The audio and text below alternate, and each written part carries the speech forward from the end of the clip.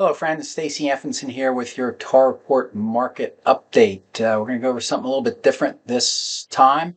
This is a report that is available for Tar Report subscribers. This is what I call my 7-county price metric report for April of 2024. So let's dig in and see what's going on.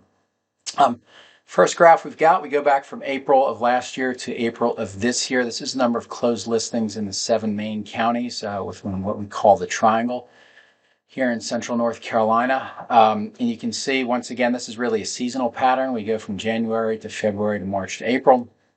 April sales were up 8% compared to where they were in March. That's typically something that we see on a seasonal basis. Then we go by average sales price is the top graph, median sales price is the middle graph, and then the two down below are price distribution of sold listings and the median sales to list price ratio for resale listings. Once again, what we've kind of seen throughout actually since 2020 is constant increases in price metrics. If we go over here for April, the median sales price $525,801. Within the 7-county area, that is an increase of 3% compared to where we were in March. And you go down here, the median sales price per square foot is up 2% compared to where we were in April. If you look at April of this year at $525 and April of last year at $498, once again, you see growth in that. And then $220 for the median price per square foot here versus $211 in April of last year. So in spite of interest rates going up, we do have increasing price metrics, which is really counterintuitive and not really seen anywhere else in modern history of real property. Down at the bottom here, the sweet spot in our market, for those of you who may or may not be listening from within, 29% of sold listings actually occur between $300,000 and $400,000. So that's the sweet spot of our market. You go down here, median sales price to list price ratio for resale listings during April, it was 100%. Once again, that is indicative of an undersupply of resale listings. These are basically just charts and tables for the top cities within our county. Not really going to talk much about that, and these are resale metrics on that. This, I think, is a pretty good table to look at, especially those of you that are pricing resale listings. The column over here is the percentage of resales, and this is the percentage of new construction. If you look at two areas, Carborough, which is in Orange County adjacent to Chapel Hill, there's no new construction in TMLS, so it's a 100% resale market. And if you look at Morrisville, which is in Wake County, there's no new construction there. That is a 100% resale market. So you don't really have to worry about that much. Where I would point you to is when you get to Wendell, which is the leader right here in terms of percentage of new construction listings as a whole. 76% of all listings in Wendell are new construction. That's kind of the epicenter for new construction within the county. So keep that in mind when you're pricing resale listings. Be very aware of the presence of new construction. Now, if you look at this, this is a heat map of price dropping sellers. 27587 is Wake Forest and 27526 is Fuquay-Varina. That also happens to be the two of the other epicenters of new construction in our market. So once again, please be aware that if you don't price your resale listing accordingly and competitively with new construction, you're going to wind up on this graph, and you certainly don't want to wind up on this graph in terms of having a price listing. These are 90-day metrics in terms of what's going on in the county. This is new construction, and if you look at, no, this is not new construction, this is resale, sorry about that. Briar Chapel in Orange County, for the most recent 90-day period, had the most number of closings in TMLS, followed by Heritage and Wake Forest, Wakefield up there as well.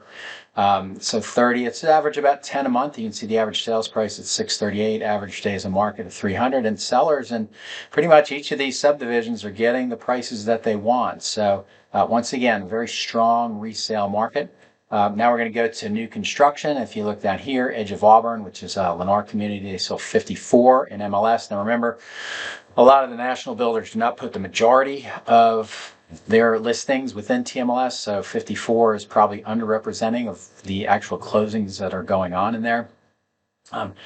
Chatham Park, which is the biggest new construction by development, and size within the triangle. All these numbers are very, very healthy here. Average days on market, which you do not get in any of the MLS platforms that you choose, but in here we do, the TAR report, we do calculate them. So take what you want in terms of days on market for new construction listings. You can believe it, not believe them.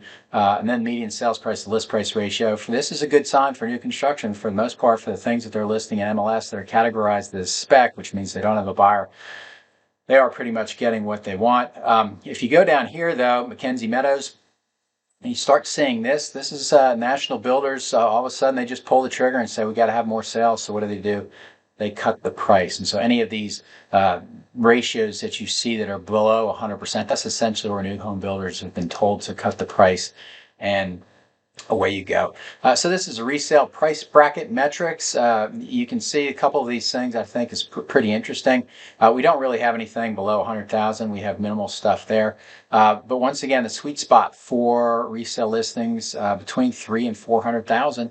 Average days on market 35. You see over here, average gross living area, average year built. If you look at this column over here, you can see that the majority of these lower priced housings are very old, at least 20 plus years old, because there's not any new construction that's being built in there. Once again, the median sales price list price ratio is indicative of a strong resale market. Here's one that I really like. This is what I've encouraged a lot of listing agents to go over with their sellers. If they get on the market and they say, hey, my house hasn't sold, and they go, why haven't it? Because you have an undersupply of housing. Well, there's a couple things I think are neat with this table. Over here is days on market in 10-day brackets. 48% of resale listings sell within 10 days, and they sell for 101% of list price. So once again, that's really strong. But what happens on the 11th day? Well, you get to the 11th day, you have a 2% haircut. And then you get to the 21st day, that's also a 2% haircut. And then you get to the 31st day, that is a 3% haircut. And you can see if you pay attention to this column going all the way down, the longer that you have it on the market, the greater the discount from original list price that you have. And then this graph down here just kind of illustrates this in here. So once again, if you have something, it's crazy. If those of us have been in the market for a long time, 30 to 60 to 90 days was typically the marketing time. But now we're like, if nothing's happened on the 11th day, you got to move the price. That's a tough one for those of us to get our minds wrapped around. So financial concessions, typically more prevalent in new construction. I found this pretty fascinating because I kind of get locked into the dollar amount, and most of you would see that, hey, it's $2,000, $3,000, $5,000. But when you put that as a percentage of sales price, it's minuscule. So you go to April, it's 0.33%. Down here, this is a report of financial concessions as of sold listings. So 10% in April, 10% of sold listings had reported financial concessions. And then if you go over here to new home builders, they seem to be a little bit more active in terms of the financial concessions, and that's typically an incentive to use their mortgage entity. And they, for the most part, are around 1%. The trend is downward, which means that they've pretty much exhausted a lot of their inventory. All right, wrapping things up here. This is April of last year versus in April of this year. In terms of over here, we've got average sales price, number of sold listings, average days on market, and then this is the sales to original list price ratio. You can see these are all very strong. Chatham's got the low, or Franklin's got the lowest at 96%. That's really specifically due to the amount of new construction that is there. Most of these price metric increases from a year ago. Chatham's up 20%, Durham's up 1%, Franklin's up 10%, Hornet's down 6%. Once again, that's related to the number of new construction listings there. Johnston's up 5%, Orange is down 20%. Orange is kind of there's not really that many. When you have plus 20s and minus 20s in Orange, you have to take it with a grain of salt, because when you're at a $500,000 or $700,000 price range and you throw $1 million sale, you subtract $1 million sale, it can have a variance in this. Wake was up 14%, and then everybody was up 9%. So that's a lot of information to digest. I appreciate y'all turning around and listening to this, but I think this is a really good report. I'm trying to get the word out to my subscribers about what is in it, because I think it's very helpful, especially for those of you on the resale standpoint. So that's all I've got for now. I appreciate y'all listening to me. If you like this video, please click on the like, and then we'll see you next time.